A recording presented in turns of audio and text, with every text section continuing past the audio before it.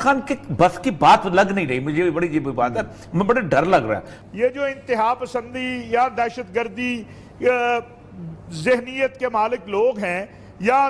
جو توہین کرنے والے ہیں، وہ تو اب مختلف شہروں میں نام بدل کے چلے جاتے ہیں۔ گورنمنٹ نے پابندی لگائی ہوئی ہے، وہ نام بدلتے ہیں، وہاں جا کے تقریر کر آتے ہیں کہ جو ریجنل حالات ہیں وہ حالات بھی کچھ ایسے ہیں کہ اب ہمارے ملک پہ بھی ہلکا ہلکا اس معاملے میں اثر انداز ہونا شروع ہو چکے ہوئے ہیں۔ اگرچہ کہ پہلے جو لڑائی تھی وہ کہیں اور ہوا کرتی تھی، یہاں سے لوگ جایا کرتے تھے، سنی بھی جاتے تھے، شیعہ بھی جاتے تھے، باقاعدہ بھرتیاں ہو کے، یہ ڈھکی چکی بات نہیں ہے، اور دونوں طرف سے جاتے تھے، دونوں ہی قصوروار ہیں۔ لیکن اب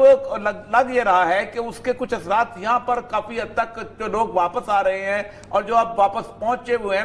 وہ جو ہیں ان کے بارے میں کیا آپ کہیں گے، اور حالات کا بھی بتائیں کہ ریجنل حالات ہیں کس کروٹ پر جا رہے ہیں۔ دیکھیے اوریہ صاحب، یہ تو ایک منظم سازش ہے کہ اسلامی دنیا کو کمزور کرنا ہے، مسلم دنیا کے، مسلم ممالک کے آپس کے حالات کو بھی خراب کرنا ہے۔ اور آپ نے دیکھا کہ ہمارے بہترین دوستوں کے ساتھ ہمارے کس طرح حالات کو خراب کرنے کی کوشش کی گئی۔ ہمارے ہر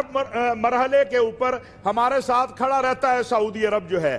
لیکن آپ دیکھیں کہ چند دنوں کے اندر، 2-3 ہفتوں کے اندر ایک پاکستان میں ایک ایسی فضا بنانے کی کوشش کی گئی اور ایک بے بنیاد جھوٹا پراپوگنڈا کیا گیا کہ سعودی عرب جا کے ہندوستان کے ساتھ کھڑا ہو گیا جی، سعودی عرب نے کشمیر پالیسی بدل لی ہے جی، 2 ارب ڈالر نکلوا لیے، تیل بند کر دیا، یہ ساری باتیں آتی ہیں۔ میں چیلنج کر رہا ہوں آپ کے پروگرام میں کہ ایک لفظ پاکستان یا کشمیر کے حوالے سے سعودی عرب نے تبدیل کیا ہو، جو سزا کہیں گے بھگتنے کو تیار ہیں۔ لیکن آپ نے دیکھا اب کل خود شاہ محمود قریشی صاحب نے کہہ دیا کہ نہیں کوئی بات ہی نہیں ہے، لیکن 2-3 ہفتوں پہلے کس کے کہنے پہ کہہ دیا تھا انہوں نے؟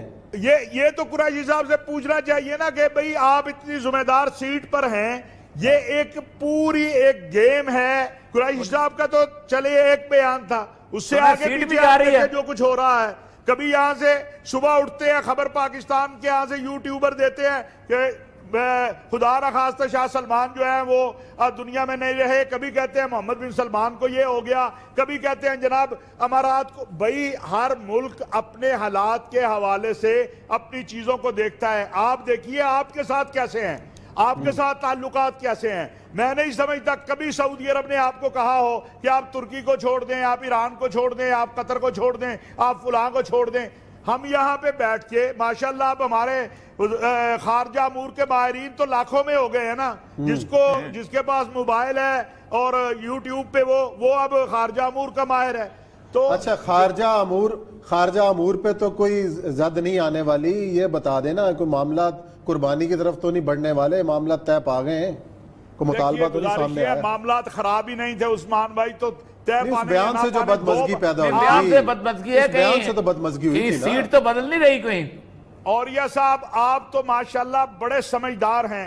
مجھے پچھلے 25 سال کے اندر، میں 25 سال میں کسی لیڈر کے اوپر سعودی وزارت دفاع کی پریس ریلیز آپ پڑھیں،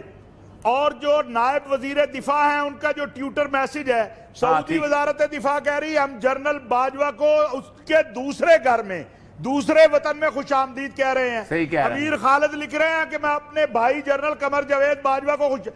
25 سالوں کے اندر میں سمجھتا ہوں کہ اس سے بہترین سٹیٹمنٹ میں نے نہیں دیکھی ہے۔ لہٰذا کوئی ایسی بات نہیں ہے جو یہاں پہ جن لوگوں کی یہاں یا اس ملک سے باہر یا پاکستان اور سعودی عرب اور اسلامی دنیا کے جو